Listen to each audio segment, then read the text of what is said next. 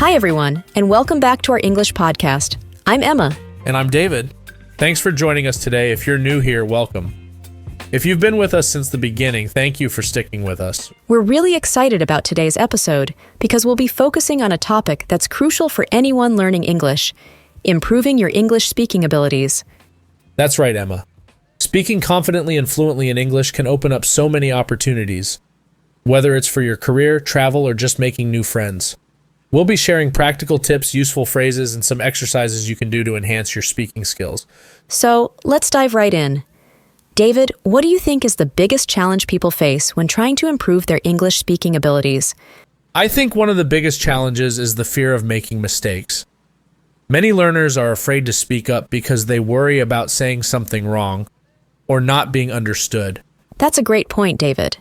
It's important to remember that making mistakes is a natural part of the learning process. Everyone makes mistakes, even native speakers. The key is to learn from them and keep practicing. Exactly. One way to overcome this fear is to practice speaking in a supportive environment. This could be with friends, language exchange partners, or even talking to yourself in the mirror. The more you practice, the more confident you'll become. Absolutely. Another tip is to focus on fluency rather than accuracy. Don't worry too much about getting every word or grammar rule correct. The goal is to communicate your ideas clearly. As you become more fluent, you can work on refining your accuracy. That's a great approach, Emma. Speaking of practice, one effective way to improve your speaking skills is through shadowing. This involves listening to a native speaker and then repeating what they say as closely as possible. It's a great way to practice pronunciation, intonation, and rhythm. Yes, shadowing is an excellent technique. You can find podcasts, YouTube videos, or even movies and TV shows to practice with. Try to mimic the speaker's tone and pace. It might feel awkward at first, but it's a powerful exercise. Another useful tip is to expand your vocabulary. The more words and phrases you know, the easier it will be to express yourself. You can do this by reading books, watching movies, or using language learning apps.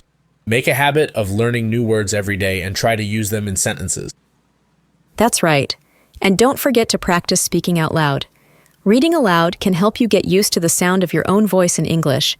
It also helps with pronunciation and fluency. Speaking of pronunciation, it's important to be aware of the sounds that are different in English compared to your native language. For example, many English learners struggle with the TH sound. Practicing these tricky sounds can make a big difference in your speaking abilities. Absolutely. One technique to improve pronunciation is to use minimal pairs. These are pairs of words that differ by only one sound, like ship and sheep. Practicing these pairs can help you distinguish and produce the different sounds more accurately. Great tip, Emma. Now, let's talk about intonation and stress. English is a stress-timed language, which means that some words in a sentence are stressed more than others. Paying attention to this can make your speech sound more natural. Yes, intonation and stress are crucial for sounding fluent. Listen to native speakers and notice how their pitch goes up and down. Try to imitate this in your own speech. For example, in a question, the pitch usually rises at the end. And remember to practice speaking in different contexts. This could be casual conversations, formal presentations, or even storytelling. Each context might require a different style of speaking, so it's good to be versatile. That's a fantastic point, David. Another helpful tip is to record yourself speaking. This can be a bit uncomfortable at first, but it's a great way to hear your own progress and identify areas for improvement. You can compare your recordings over time to see how much you've improved. Absolutely. And don't forget to celebrate your progress no matter how small. Learning a language is a long journey, and it's important to recognize your achievements along the way. Definitely. Now, let's share some practical exercises our listeners can do to improve their speaking skills. One exercise is to describe your day in English. This can be a great way to practice using everyday vocabulary and sentence structures. That's a good exercise, Emma. Another one is to have a conversation with a friend or language partner about a specific topic. You can choose topics like your favorite book, a recent trip, or your hobbies. This helps you practice speaking about different subjects. And if you don't have a language partner, you can use online language exchange platforms to find one. These platforms connect you with native speakers who want to learn your language, so you can help each other. Another fun exercise is to role play different scenarios. For example, you can pretend you're ordering food at a restaurant, asking for directions, or having a job interview. This helps you practice specific phrases and vocabulary. That's a great idea, David. Role-playing can also help you prepare for real-life situations, making you feel more confident when they actually happen. And don't forget to use technology to your advantage. There are many apps and online tools designed to help you improve your speaking skills. Some apps even provide instant feedback on your pronunciation. Yes, technology can be a powerful ally in your language learning journey. Another tip is to immerse yourself in the language as much as possible.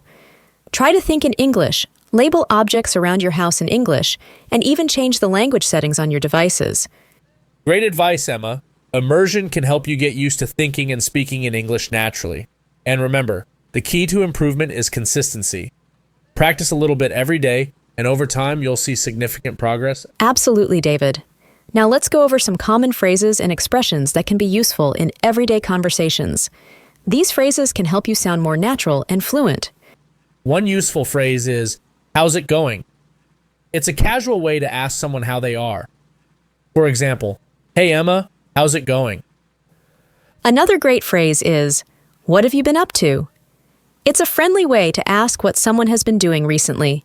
For instance, "I haven't seen you in a while. What have you been up to?"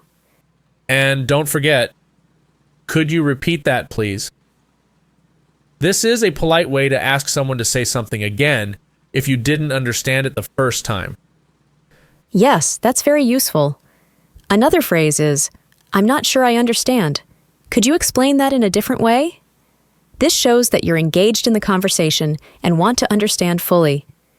Great tips, Emma. Let's also talk about how to express your opinions politely. You can use phrases like "I think," or "in my opinion," to share your thoughts.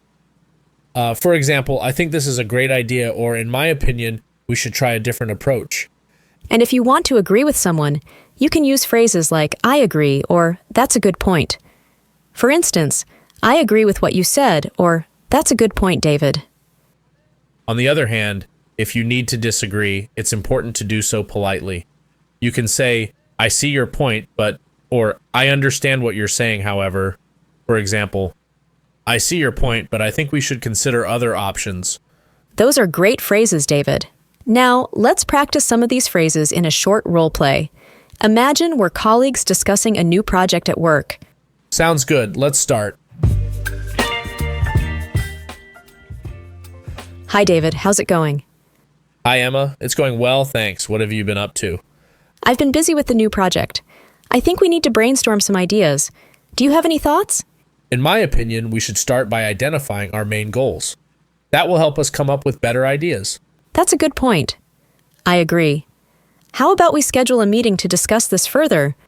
"I see your point, but I think it might be better to gather some initial ideas first. What do you think?" "I understand what you're saying. However, I believe a meeting would help us focus our brainstorming session. Could you repeat that, please?" "Sure, I said it might be better to gather some initial ideas before the meeting." "I'm not sure I understand. Could you explain that in a different way?" "Of course. What I mean is that if we have some ideas ready before the meeting, we can have a more productive discussion." "Ah, I get it now. That makes sense. Let's do that." Great, thanks, Emma. "You're welcome, David. That was a good discussion." It was. And that's how you can use these phrases in a conversation. Practice makes perfect, so try to use them as often as you can. Absolutely. Now, before we wrap up, let's go over some additional tips for improving your English speaking abilities. One tip is to join a language learning group or class. Being part of a group can provide you with regular practice and support from fellow learners. Another tip is to watch movies and TV shows in English.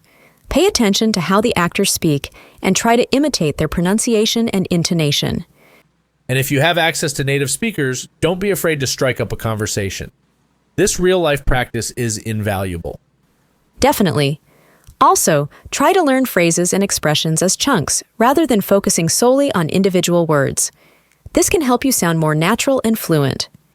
Great advice, Emma, and remember, consistency is key. Set aside a few minutes each day to practice speaking, and over time, you'll see significant improvement. Absolutely. Thank you all for joining us today. We hope you found these tips helpful and that you feel more confident in improving your English speaking abilities. Don't forget to subscribe to our podcast and leave a comment if you have any questions or topics you'd like us to cover. See you next time. Goodbye.